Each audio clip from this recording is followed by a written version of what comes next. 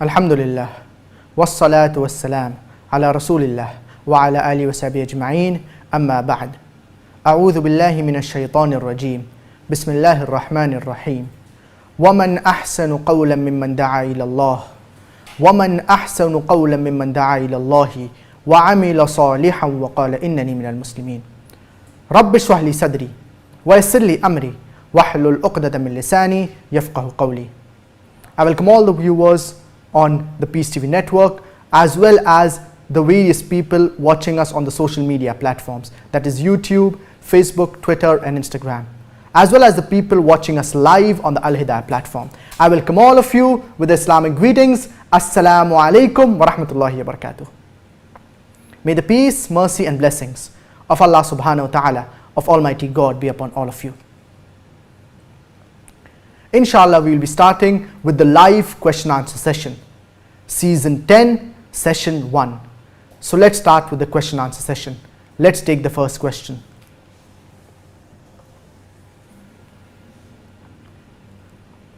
Assalamu alaikum. I am Ahmed Fahim from Afghanistan. There is a question that arises in my mind. God is omnipotent, then why did He not make everyone Muslims?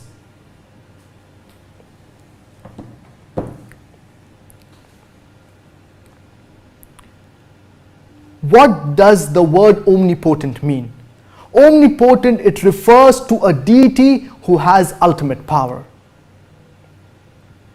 Allah subhanahu wa ta'ala says in the glorious Quran in Surah Yunus, chapter number 10, verse number 99 and 100. وَلَوْ شَاءَ رَبُّكَ لَآمَنَ مَنْ فِي الْأَرْضِ كُلُّهُمْ جَمِيعًا. And if your Lord willed, He would have made everyone to believe on the face of the earth. أَفَأَنْتَ تُكْرِهُ النَّاسِ حَتَّى يَكُونُوا مُؤْمِنِينَ. Do you force the people? Would you force the people to أَفَأَنْتَ تُكْرِهُ النَّاسِ حَتَّى يَكُونُوا مُؤْمِنِينَ. Would you force the people until they believe? The next verse, verse number 100, Allah subhanahu wa ta'ala says, وَمَا كَانَ لِنَفْسٍ أَن تُؤْمِنَ إِلَّا بِإِذْنِ اللَّهِ. And no soul believes except by the permission of Allah subhanahu wa ta'ala. From these two verses of the glorious Quran, we understand that no human being can believe except with the permission of Allah subhanahu wa ta'ala. Each and every human being believes with the permission of Allah subhanahu wa ta'ala. And if Allah willed, He could have made each and every human being on the face of the earth a Muslim. But why has Allah subhanahu wa ta'ala not done such a thing? Allah subhanahu wa ta'ala says in the glorious Quran in Surah Al-Mulk, chapter number 67, verse number 2. الَّذِي خَلَقَ الْمَوْتَ وَالْحَيَاةَ لِيَبْلُوَكُمْ أَيُّكُمْ أَحْسَنُ عَمَلًا. It is Allah who has created death and life to test which of us are good in deeds. This life, Allah subhanahu wa ta'ala has created death and life to test which of you are good in deeds. This life, it is a test for the hereafter. And we human beings, we have been given a free will. The human beings are a special creation of Allah subhanahu wa ta'ala. The human beings have been given a free will to either do the right or to do the wrong. Allah subhanahu wa ta'ala says in the glorious Quran in Surah Al-Dhariyat, chapter number 51, verse number 56. وَمَا خَلَقْتُ الْجِنَّ وَالْإِنسَ إِلَّا لِيَعْبُدُونَ. That I have not created jinn and mankind except to worship me. So Allah subhanahu wa ta'ala, He has created the jinn and mankind to worship Him. The purpose of the creation of the human beings, it is to worship Allah subhanahu wa ta'ala. And we human beings, we are a special creation. The human beings and the jinn are the only creation of Allah subhanahu wa ta'ala who have been given a free will. Besides the human being and the jinn, all the creation of Allah subhanahu wa ta'ala, they have to obey the commandment of Allah subhanahu wa ta'ala. And Allah subhanahu wa ta'ala has created the angels who have to obey the commandments of Allah subhanahu wa ta'ala. So the human beings are a special creation of Allah subhanahu wa ta'ala. If Allah subhanahu wa ta'ala willed, He could have made every human being on the face of the earth a Muslim. But where lies the test? Allah subhanahu wa ta'ala, He is testing us human beings to see who among us are righteous and who among us are not righteous. Allah subhanahu wa ta'ala, He is testing us in the life of this world. And if we pass the test, if we do righteous deeds, if we do good deeds, we will be admitted in the gardens of paradise. If we do evil deeds and if we do not follow the commandments of Allah subhanahu wa ta'ala, then we will enter hellfire. Allah subhanahu wa ta'ala says in the glorious Quran in Surah Al-Shu'ara, chapter number 26, verse number 1 to 4. Tasin Mim Tilka Ayatul Kitab al-Mubin. These are the verses of the clear book. لَعَلَّكَ بَاخِعٌ نَفْسَكَ أَلَّا يَكُونُ مُؤْمِنِينَ. That you may collapse, you will collapse in grief. لَعَلَّكَ بَاخِعٌ نَفْسَكَ أَلَّا يَكُونُ مُؤْمِنِينَ. Because they did not believe. And the next verse in Surah Al-Shu'ara, Allah subhanahu wa ta'ala, He says, لعلك باخع نفسك ألا يكونوا مؤمنين إن نشأ ننزل عليهم من السماء آية فظلت أعناقهم لا خاضعين. That if we wished, we could have sent down a sign from the sky so that they bend their necks in submission. Allah subhanahu wa ta'ala, He is telling our beloved Prophet Muhammad, peace be upon him, not to grieve because the disbelievers have disbelieved. And Allah subhanahu wa ta'ala, He has already sent a sign to the disbelievers, referring to the pagans of Makkah. That is the glorious Quran, which is a clear sign and a proof for them. The pagans of Makkah, they asked our beloved Prophet Muhammad, peace be upon him, that ask your Lord to send us a sign from the skies. Allah subhanahu wa ta'ala, He sent the miracle of miracles, that is the glorious Quran. Yet the disbelievers in Makkah, they did not believe in Allah subhanahu wa ta'ala. The pagans of Makkah, even though they realized that this is the word of Almighty God, yet they did not believe in it. So if Allah wills, He can make each and every human being on the face of the earth a Muslim. But where lies the test? Allah subhanahu wa ta'ala wants us to voluntarily submit ourselves to Allah subhanahu wa ta'ala. And if we submit ourselves to Allah subhanahu wa ta'ala, we will be among the believers who will be admitted into the gardens of paradise. Allah subhanahu wa ta'ala is pleased with His servant, the one who turns to Him and the one who obeys the commandments of Allah subhanahu wa ta'ala. So if we obey the commandments of Allah subhanahu wa ta'ala, and if we follow the sunnah of our beloved Prophet Muhammad, may peace and blessings be upon him, we will find success in this life as well as the next life. So this life, it is a test for us human beings. We can either do good or we can either do bad. Allah subhanahu wa ta'ala has given us the option. Allah subhanahu wa ta'ala, He has given us human beings a free will. So we pray to Allah subhanahu wa ta'ala that may He keep us on the sirat al-mustaqim, that is the straight path. And we seek refuge in Allah subhanahu wa ta'ala from the temptations of the shaitan. Allahumma ameen. I hope that answers your question.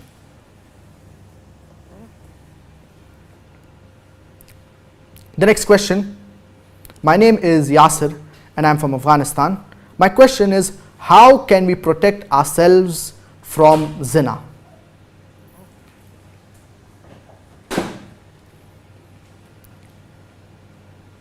Allah subhanahu wa ta'ala says in the glorious Quran in Surah Al-Isra, chapter number 17, verse number 32, وَلَا تَقْرَبُوا الزِّنَا إِنَّهُ كَانَ فَاحِشَةً وَسَاءَ سَبِيلًا. And do not come close to adultery, for it is an evil opening towards other evils.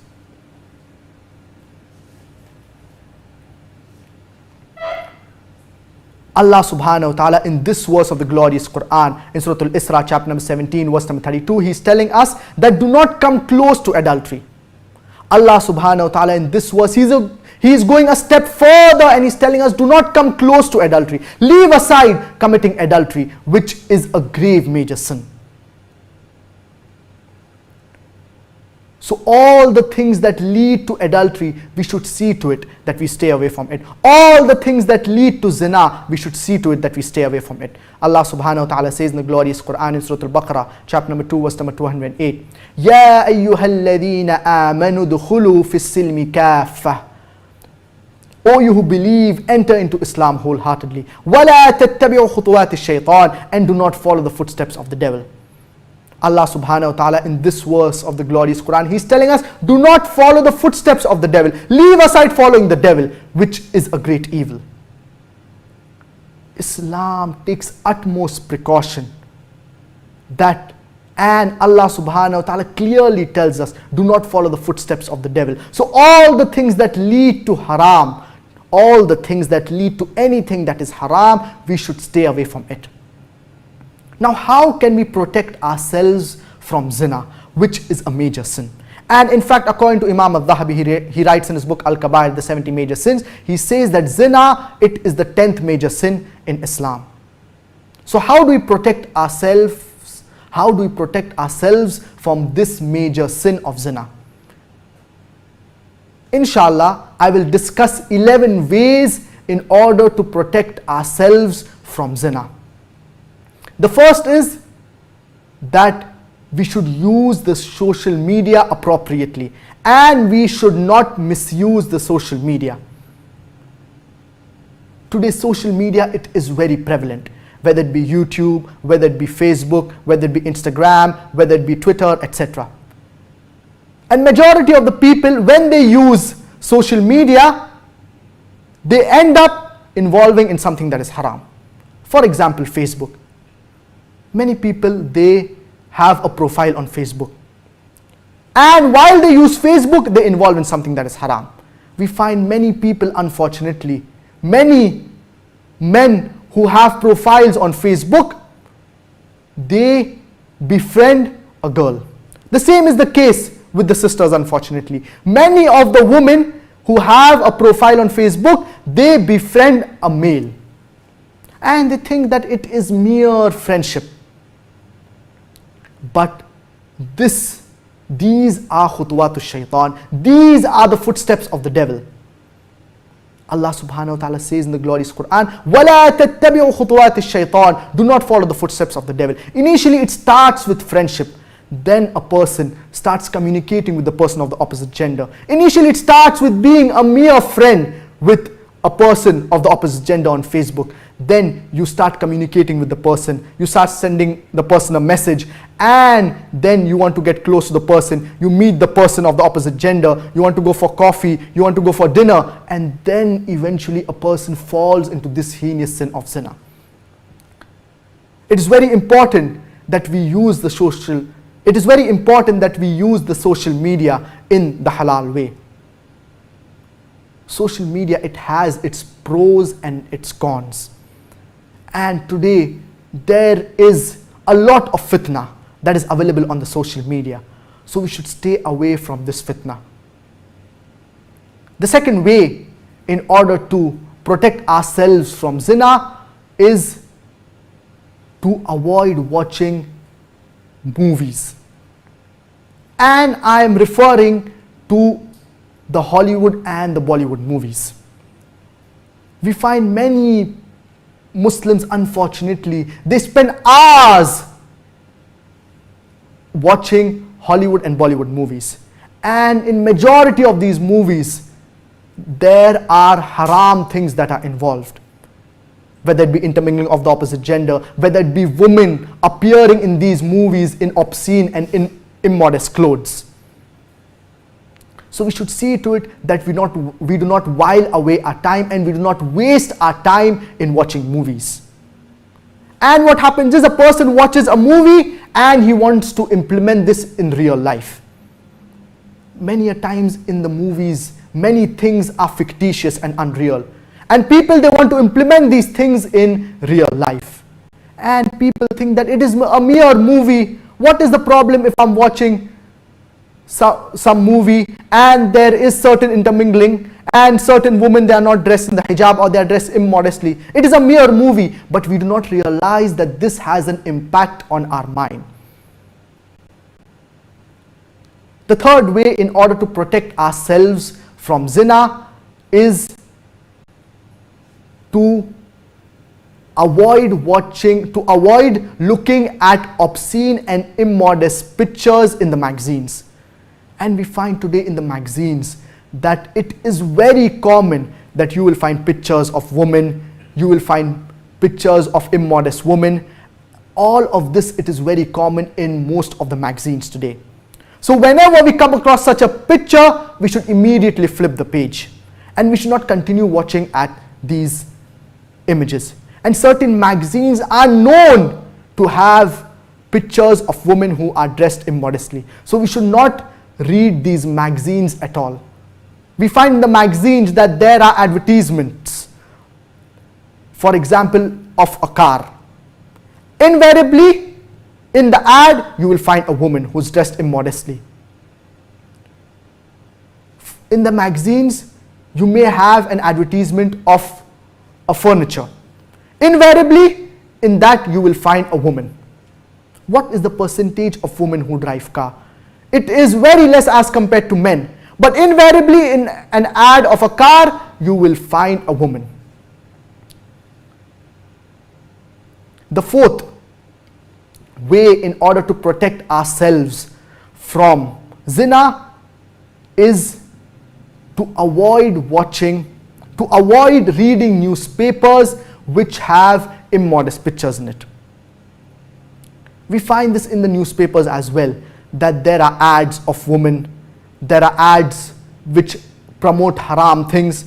We should avoid reading such newspapers. And even if we are reading any daily newspaper, and if we come across certain advertisements which promote something that is haram, or in which there is a woman who's dressed immodestly, we should immediately flip the page, and we should not continue watching this.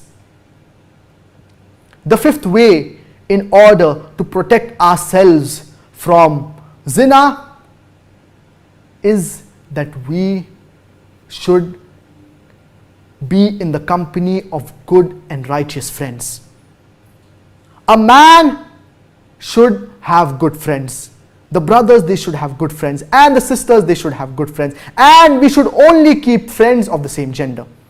And at the same time, we should see to it that we do not have friends who are away from the teachings of Islam. We should have good and righteous friends. We should not have friends who are involved in haram relationships. This is very important. The sixth way in order to protect ourselves from zina is that we should have friends only of the same gender. We should not have friends of the opposite gender. And we find that today it is very common. Many men, unfortunately, they have girlfriends. Many women, unfortunately, they have boyfriends, and they think that it is okay. This totally is against the teachings of Islam. And all of these are khutuwat shaitan. These are the footsteps of the devil. So we should not follow the footsteps of the devil. And anything that leads to zina, we should see to it that we abstain from such a thing. The seventh way in order to protect ourselves from zina is that we should get married. A person should get married the moment he is capable of getting married. Our beloved Prophet Muhammad, peace be upon him, said, Ya ma'ashara al-shabab, man istata'a minkum al-ba'ata falyatazawwaj. O young people, whosoever amongst you is able to get married, he should get married. So those young men who have the capability of getting married, they should get married as soon as possible. Unfortunately, in today's time, zina has become very common and rampant and very easy. And unfortunately, people have made marriage very difficult. And we find those people who are involved in haram relationships, they have problems of depression. They do not lead a life of peace, and they constantly are depressed, and they are in remorse. What is the reason? Because they are not following the commandments of Allah subhanahu wa ta'ala. They are not following the commandment of our beloved Prophet Muhammad, peace be upon him, wherein he said that we should get married. So if a person is capable of getting married, he should get married as soon as possible. The 8th way in order to protect ourselves from zina is that if a person cannot get married, then he should fast. As our beloved Prophet Muhammad, peace be upon him, said that the one who cannot get married, then he should fast, for it will be a protection for him. The 9th way in order to protect ourselves from zina is to be regular as far as the salah is concerned, especially the 5 daily prayer. Allah subhanahu wa ta'ala says in the glorious Quran in Surah Al-Ankabut, chapter number 29, verse number 45, أُتْلُ مَا أُوحِيَ إِلَيْكَ مِنَ الْكِتَابِ وَأَقِيمِ الصَّلَاةَ إِنَّ الصَّلَاةَ تَنْهَى عَنِ الْفَحْشَاءِ وَالْمُنْكَرِ. Recite from the book what is revealed to thee, and establish regular prayer. For prayer restrains from shameful and immoral deeds. The more we offer our salah with khushu and with khudu, we will find peace and tranquility, and it will be a shield for us, a protection for us against the evil, against sins. Besides being regular as far as the 5 daily prayer are concerned, we should see to it that we offer the tahajjud prayer on a regular basis as well. We should be regular as far as the qiyamul layl is concerned, and we should try our level best that we are regular as far as the other sunnah prayer are concerned as well, the sunnah al-mu'akkada and the sunnah ghayr al-mu'akkada. So we should see to it that we offer the 5 daily prayer on a regular basis, and we do not miss any one of the 5 daily prayer, because this is compulsory upon every Muslim. And if we are regular as far as the 5 daily prayer are concerned, we will see the difference in our life. The salah, it acts as a shield, as a protection from sins. So if we offer salah with proper concentration and with dedication, it will protect us from sins. The 10th way in order to protect ourselves from zina is to be connected to the glorious Quran. The more we read the glorious Quran on a regular basis, it will keep us on the Sirat al-Mustaqim, that is the straight path, and it will prevent us from committing sins. We should be connected to the glorious Quran. We should read the glorious Quran on a daily basis. We should read the glorious Quran along as well as the next. Allah subhanahu wa ta'ala says in the glorious Quran in Surah Al-Mu'minun, in Surah An-Nur, chapter number 24, verse number 2. As for the one guilty of adultery or fornication, flog each of them 100 lashes. There is a prescribed punishment for the person who commits zina. This is how heinous this crime of zina is. Unfortunately, many of us, we take this sin very lightly, and we do not realize the things that lead to zina. That's the reason we should safeguard ourselves, and we should protect ourselves from all the things that lead to zina. And we should not follow the footsteps of the devil. Leave aside following the devil, which is a great evil. We should not even follow the footsteps of the devil.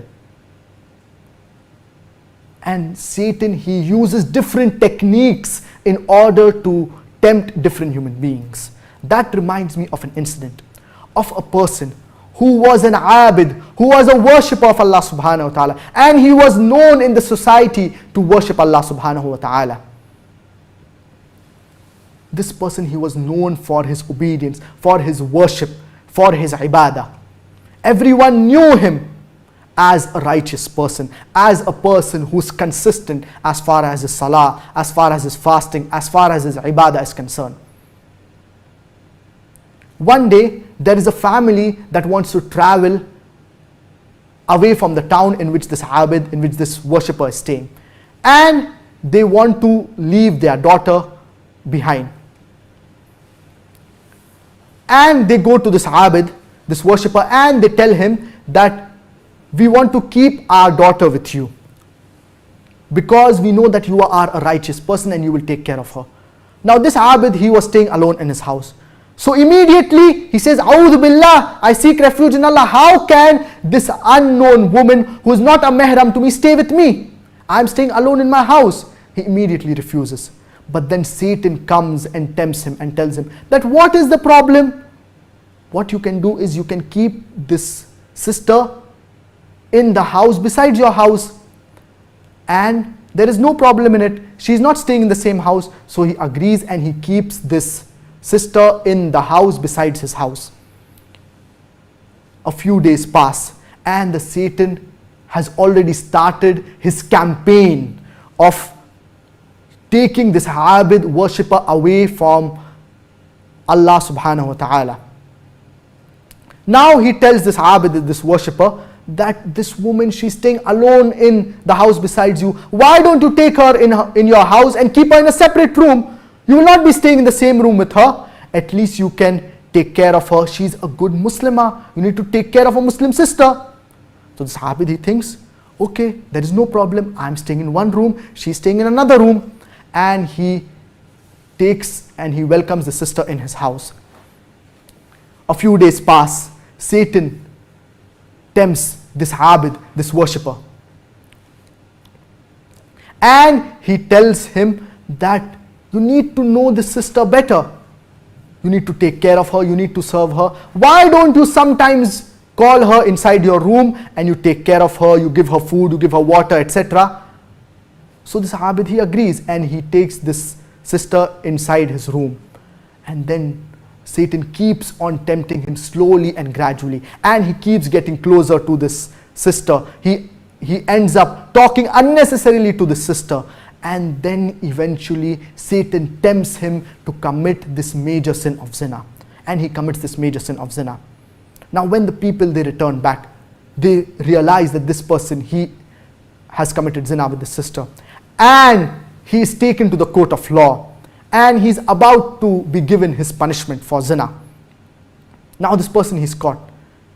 Now Satan does not end with his temptation here, but Satan, he continues tempting this person, and he traps this abid in such a way wherein this abid, he commits a sin which he would not have imagined committing it when a few days back.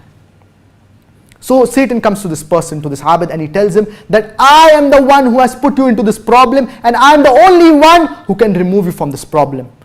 But I have one condition. So the abid, he says what? Satan tells him that bow down to me. And this abid, who was known to be a worshipper of Allah subhanahu wa ta'ala, he bows down to Iblis. He bows down to Satan, and he commits the biggest sin in Islam. And Satan tells him that thank you very much, you have been such a good friend, and he leaves him. This is an exact and a precise example of khutwat shaitan, the footsteps of the devil. Satan did not come to this abid and tell him directly, commit zina. He knew that this abid was a strong worshipper of Allah subhanahu wa ta'ala, was a person who used to worship Allah subhanahu wa ta'ala regularly. So slowly and gradually he tempted him, and eventually this abid ended up committing zina, and after that he even committed shirk, wherein he bowed down to Iblis. So we should always take utmost precaution that we do not follow the footsteps of the devil. Anything that leads to any major sin, we should stay away from it. And a true believer, he is always on his toes, and anything that leads to any sin, a believer always stays away from such things. So I would request all the brothers and sisters that to ponder over these 11 steps, these 11 ways that I have mentioned, and inshallah it will help an individual, and it will protect an individual from this major sin of zina. I hope that answers your question.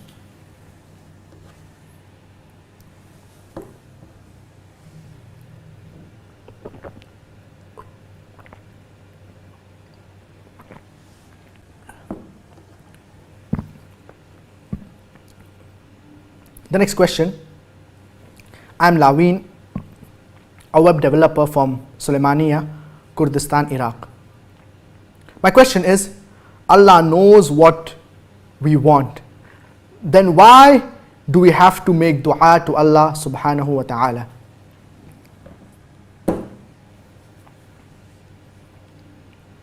Allah subhanahu wa ta'ala says in the glorious Quran, in Surah Al-Baqarah, chapter number 2, verse number 186, وَإِذَا سَأَلَكَ عِبَادِي عَنِّي فَإِنِّي قَرِيبٌ. And when my servant calls upon me, say I am close to him. I respond to the call of the caller. Allah subhanahu wa ta'ala, He is very close to us. And if we turn to Allah subhanahu wa ta'ala, if we do dua to Allah subhanahu wa ta'ala, He will respond to our dua. He will respond to our supplication.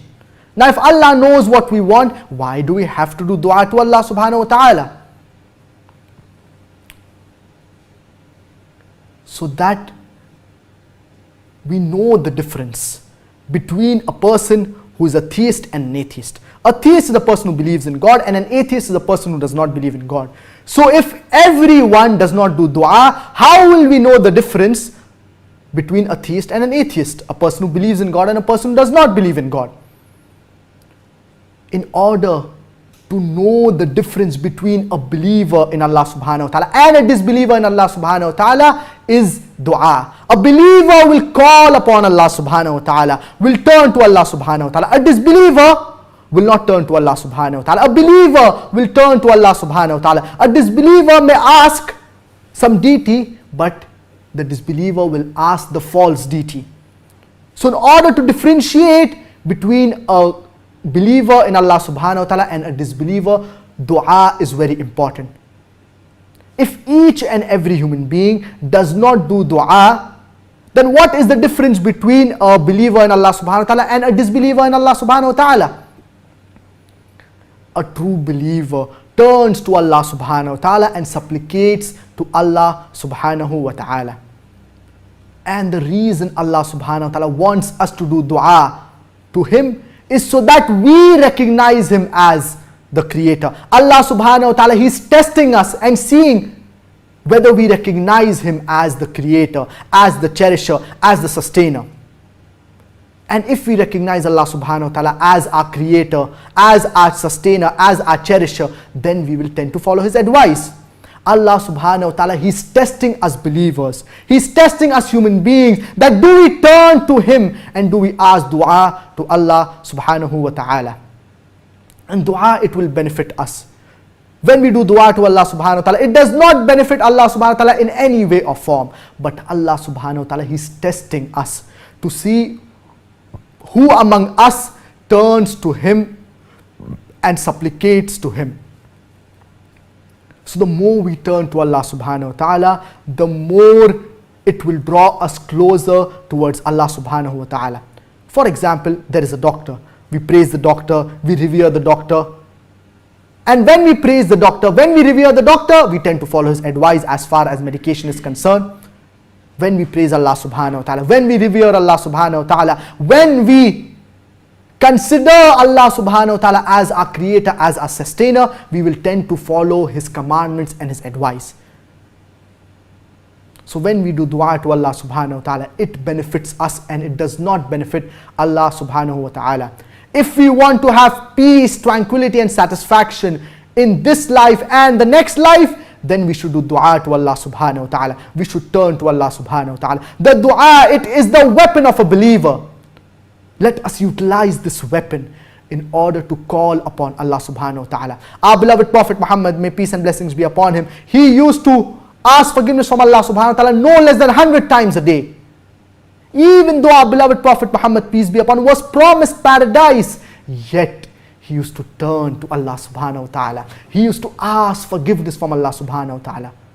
Why? Because he knew the importance of istighfar. He knew the importance of dua. How many times do we turn to Allah subhanahu wa ta'ala in a day? How much dua we do to Allah subhanahu wa ta'ala?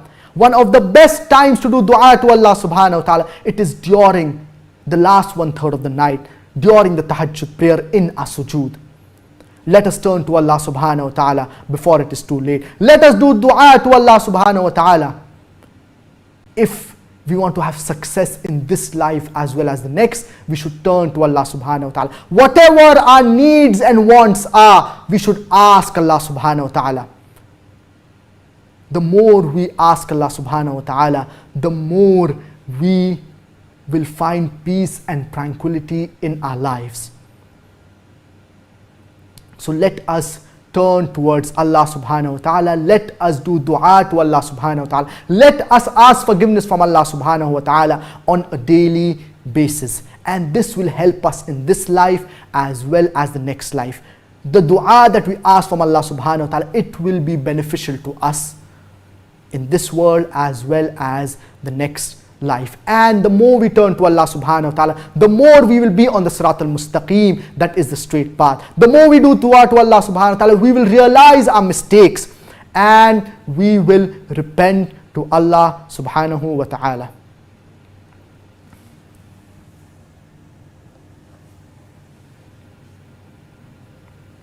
The next question. Assalamu alaikum, I am Hamad from Kashmir. I have completed my BTech in civil engineering.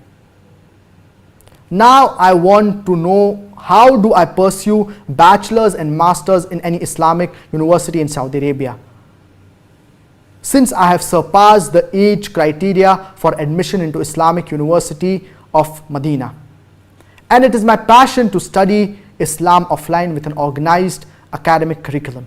Please help. Brother, you have mentioned in your question that you have surpassed the age criteria as far as admission in the Islamic University of Medina is concerned, but you have not mentioned your age. Are you 26 years? Are you 27 years? Are you 30 years? Are you 25 years? As far as the Islamic universities in Saudi Arabia are concerned, 3 universities are the best Islamic universities in Saudi Arabia. The first is Imam Muhammad bin Saud Islamic University, that is in Riyadh. The second is the Islamic University of Medina, that is in Medina Al-Munawwara, and the third is Al-Qura University in Makkah. These are the 3 best universities as far as Islamic subjects and Islamic studies is concerned. Now, the age criteria as far as admission for bachelors in any of these 3 universities is concerned is below 25 years. So if you are below 25 years, you can very well apply. If you are 25 years, you can yet apply. If you are more than 25 years, then what I would request you to do is yet apply in all of these 3 Islamic universities in Saudi Arabia. Because you never know that if your grades are very good, if your grades are excellent, the university may consider you as an exception and they may accept you as their student. They may admit you into one of these universities. You may be accepted in one of these universities. So at least apply in all of these 3 universities. And if you go online, you will find their forms are available on the respective websites, official websites of these universities. Simultaneously, you can also apply for admission in other universities. For example, we have Islamic universities in Qatar. For example, we have Hamad bin Khalifa University. We also have the Qatar University in Qatar. Besides this, we also have the University of Sharjah, and there are various Islamic universities that are available. We have all of these universities that are good universities in the Gulf countries. Apply in all of these universities, and inshallah, we hope that you will get admission in one of these universities in bachelor's. Besides this, you can also apply in IIUM, Islamic International University of Malaysia. And inshallah, you can apply in this university as well. Now, if you do not get admission in any one of these universities, so the only option for you is that you study online and you acquire knowledge online. And what I would request you is that you can refer to the Al Hidayah platform. That is an LMS, learning management system, as well as a VOD, that is a video on demand. Various courses that various courses related to Islam are available on the Al-Hidayah platform. You can refer to this Al-Hidayah platform, and there are 3 categories. The first is Dr. Zakir Naik and other speakers, the second category is Dr. Zakir Naik, and the third category is other speakers. So certain videos are available for free, whereas others you need to subscribe, and after you have subscribed you can have access to thousands of videos as far as Islam is concerned, whether it be in the field of tafsir, hadith, aqidah, fiqh, Islam and comparative religion, etc. And the USP, the unique selling point of the Al-Hidayah platform, it is the international dawah training program. I would request you to refer to this international dawah training program and to start doing this course. The complete international dawah training program has not yet been uploaded on the Al-Hidayah platform, but parts of it have been uploaded on the Al-Hidayah platform. So besides the videos, there is also a lot of material that is available along with the videos, and there is also assessment which will aid you to know where you are as far as a particular course is concerned. So I would highly recommend that you start doing this course, that is the International Dawah Training Program, wherein you will learn the techniques of conveying the message of Islam to the non-Muslims, the techniques of handling question answer sessions, the techniques of debates. It is a very great course as far as Islam and comparative religion is concerned. It will help and aid you drastically as far as dawah to non-Muslims is concerned. And you can also refer to other speakers. For example, you have Sheikh Asim al-Hakim, Sheikh Salim al-Amri, and various other speakers who are available on the Al-Hidayah platform. And you can do various courses that are suitable to your liking, and inshallah you will benefit drastically through the Al-Hidayah platform. Besides this, you can also study in online universities. But I would like to stress and emphasize by saying that studying in an online university, it has a far less impact as compared to studying in an offline and on-campus university. So there is a vast difference between studying in an on-campus university as compared to studying in an online university. Studying in any one of the 3 Islamic universities that I have mentioned is far superior than studying in any online university. Because when you are studying in an offline university, or when you go to the campus and acquire knowledge, there is direct interaction with the teacher. You can ask whatever doubts you have on the spot to the teacher, and you can understand whatever you are studying in a much better way. So you cannot compare online universities to offline and on-campus universities. But if you are not getting admission in any one of these few universities that I have mentioned, then you can study in online universities. And one of the best online universities, it is the IOU, that is the International Online University, which is run by Dr. Bilal Phillips.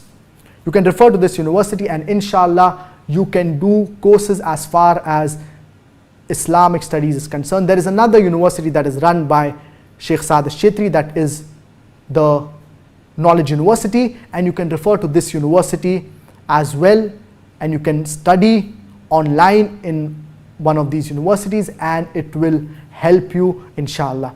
Certain students who are very studious and those who are focused, they may greatly benefit even from the online universities because they are focused, they are dedicated.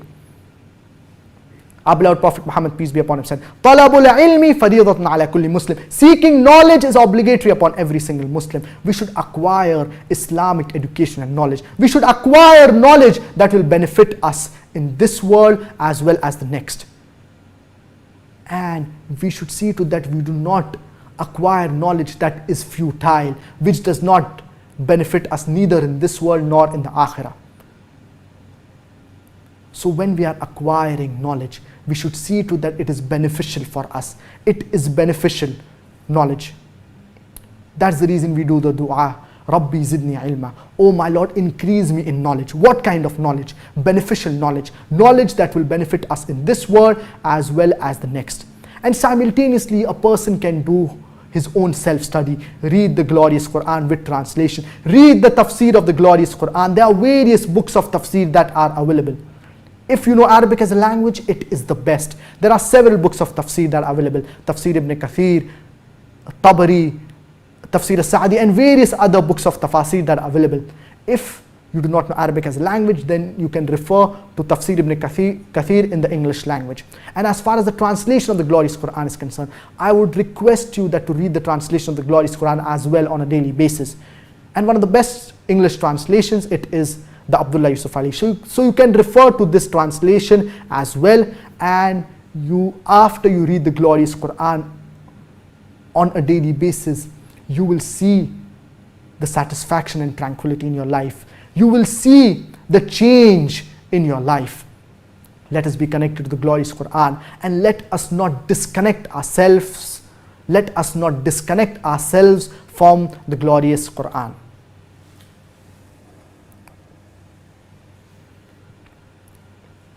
The next question. Assalamu alaikum. I am Harun Rashid from Kashmir. Is it permissible to be a student of a non-Muslim teacher as far as worldly knowledge is concerned?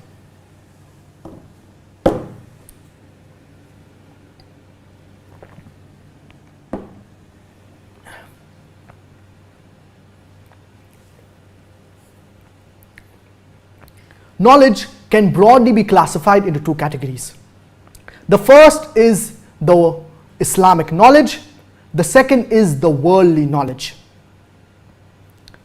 As far as Islamic knowledge is concerned, can it be acquired from a non-Muslim teacher? Islamic knowledge should only be acquired from a Muslim teacher. Islamic knowledge should not be acquired from a non-Muslim teacher. As far as knowledge of the Deen is concerned, we should only acquire it from a Muslim teacher.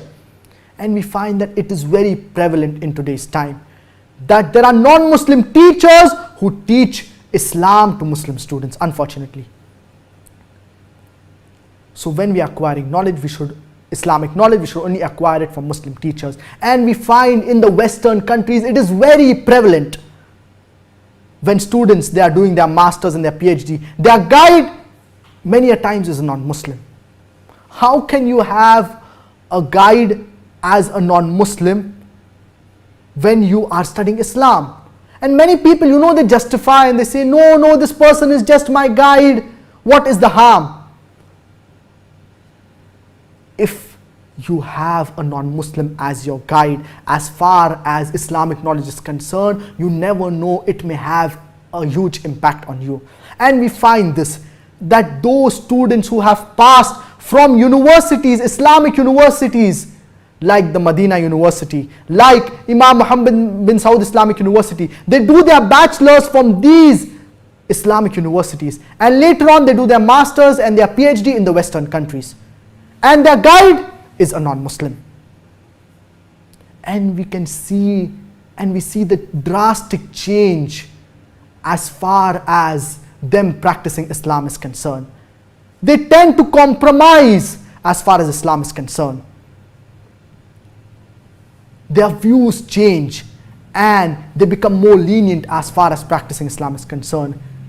Certain people, we see that they study from Medina University, and while they are studying in Medina University, they are so righteous and so religious, and immediately after they pass them from Medina University and after they do their bachelors, they are so religious and righteous, and they are so good and practicing Muslims. But unfortunately, when they go to the Western countries and they do their masters and their PhD under a non-Muslim guide, we see their views change.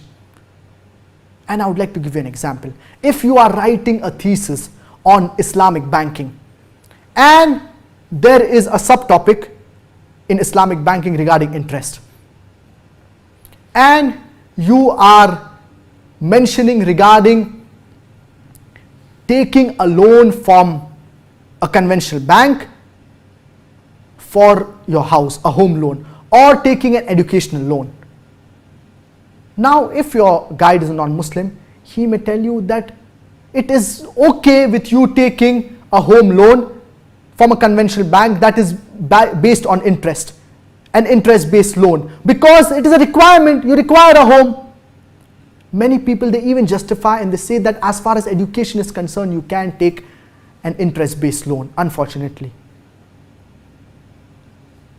Islam is crystal clear, and Allah subhanahu wa ta'ala clearly says in the glorious Quran that the one who deals in riba, it is as if he's waging a war with Allah and His Messenger. But yet people, they try to justify and they find ways in order to make something that is haram into halal, and they say that this is a requirement, unfortunately. So that's the reason when we are acquiring Islamic knowledge, we should see to it that we acquire it from a Muslim teacher. Even if it be a thesis, yet we should see to it that we choose a guide who is a Muslim. And what is the need for choosing a guide who is a non-Muslim? A non-Muslim who's a guide, he is the one who is going to guide you as far as tafsir is concerned. He is the one who's going to guide you as far as hadith is concerned. It does not make, it is not in accordance to the glorious Quran and the teachings of our beloved Prophet Muhammad, may peace and blessings be upon him. So this is as far as Islamic knowledge is concerned. The second type of knowledge, it is the worldly knowledge. As far as worldly knowledge is concerned, those can we acquire it from a non-Muslim teacher. Those students who are very young and those who are studying in school in the primary and pre-primary section, for example in nursery, junior KG, senior KG, etc. They should not acquire knowledge from a non-Muslim teacher. And why do I say this? Because when a child is young, he cannot decipher between right and wrong. For example, a child is 5 years, 6 years, etc. And the teacher may say certain things which may go against the teachings of Islam. And when a child is very young, when he's studying in school, for him, his teacher is the ultimate. His teacher is next to God. Whatever his teacher tells him, the student follows it blindly. So that's the reason, if the child is very young, we should see to it that this child does not study even worldly knowledge under a non-Muslim teacher. Because for example, the teacher may say certain things which may go against the teachings of Islam. For example, the teacher may say that interest is very good for the society, and the student may not realize. As far as those students who have crossed the age of puberty, for example, they are 12 years, 13 years, 14 years, 15 years, etc. They are in grade 6, 7, 8, etc. Even for these students, it is better that they study worldly knowledge under a Muslim teacher. But if they are confident as far as their deen, as far as their religion is concerned, then they may study worldly knowledge under a non-Muslim teacher. But they should see to it that the teacher is not misguiding them and is not teaching anything against the glorious Quran or authentic teachings of our beloved Prophet Muhammad, may peace and blessings be upon him. But I would like to emphasize and say that even for these students, it is best that they study Islam they study worldly knowledge under a Muslim teacher. Now, as far as those students who are in college and in universities, can they acquire worldly knowledge from a non-Muslim teacher? The best for those students who are in college and in universities is that they acquire worldly knowledge from a Muslim teacher.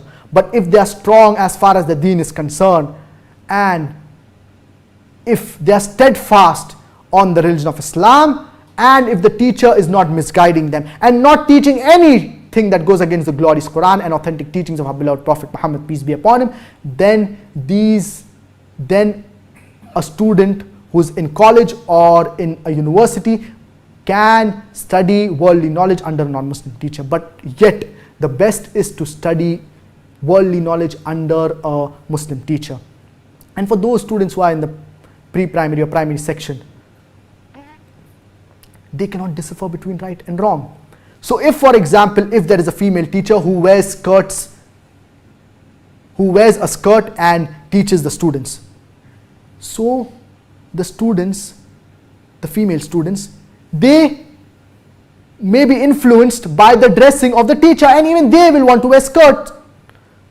They will also want to wear skirts. So many a times we think that, oh, it is okay, it is just worldly knowledge, but we do not realize the impact that it has on students who are young, especially on students who study in the primary and pre-primary section. So as far as worldly knowledge is concerned, the best is that it be acquired from a Muslim teacher. And our beloved Prophet Muhammad, peace be upon him, said, "Talabul ilmi faridatun ala kulli Muslim." Seeking knowledge, it is obligatory upon every single Muslim. So we should acquire education and knowledge. And we should try to admit our children into good Islamic schools. Schools wherein there is proper segregation of the genders. Males have a separate premise and the females have a separate premise. So I hope that answers your question.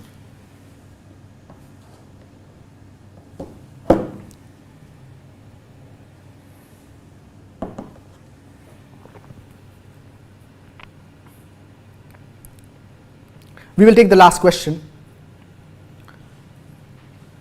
Prophet Muhammad, peace be upon him, has died about 1400 years ago, whereas Jesus, peace be upon him, was raised up alive according to the Quran. Who is greater, a person who is dead or a person who has been raised up alive? This question was asked to me by a Christian and I could not respond.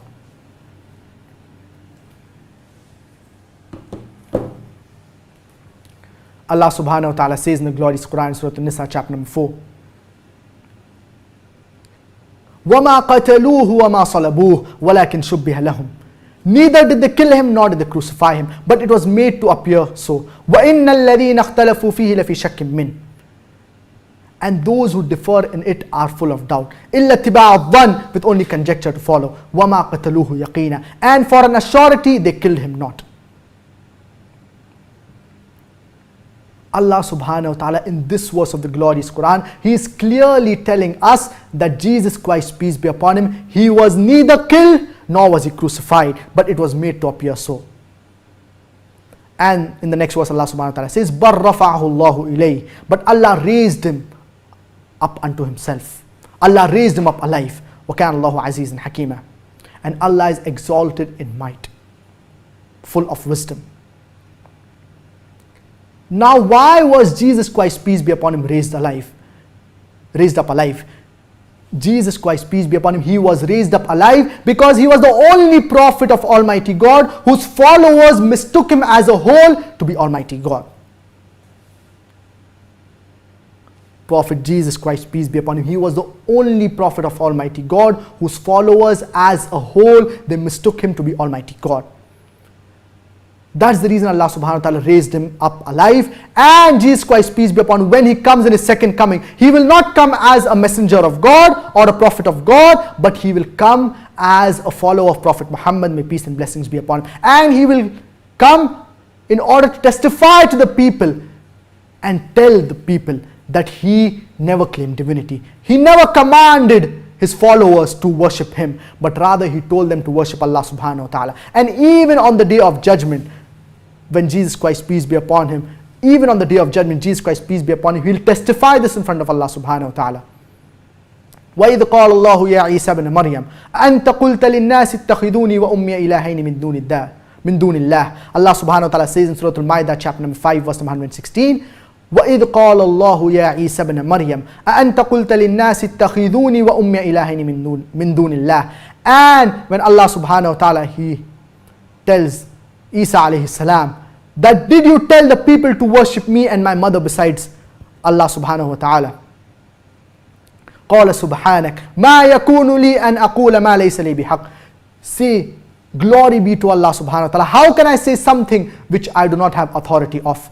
إِن كُنْتُ قُلْتُهُ فَقَدْ عَلِمْتَهُ. Had I said it, you would have known it. تَعْلَمُ مَا فِي نَفْسِي وَلَا أَعْلَمُ مَا فِي نَفْسِكَ. You know what is in my soul and I do not know what is in yours. إِنَّكَ أَنْتَ عَلَّامُ الْغُيُوبِ. For you are the knower of all things that are hidden. So even on the day of judgment, Jesus Christ, peace be upon him, he will testify and he will tell Allah subhanahu wa ta'ala that I did not command my people to worship me, but rather I told them to worship Allah subhanahu wa ta'ala alone. And the Christians who claim that Jesus Christ, peace be upon him, he claimed divinity. When Jesus Christ, peace be upon him, he comes in his second coming, he will make it crystal clear and he will tell the people that he never commanded his followers to worship Allah subhanahu wa ta'ala, and he never claimed divinity, but rather what he told his followers is that to worship Allah subhanahu wa ta'ala alone. I hope that answers your question. This was the time that we had for the live question answer session. I would like to end the question answer session with the verse of the glorious Quran from Surah Ali Imran, chapter number 3, verse number 19. Inna Deena indallahi al-Islam. The only religion acceptable in the sight of Allah, it is Islam. Wa akhiru da'wana and alhamdulillahi rabbil alameen.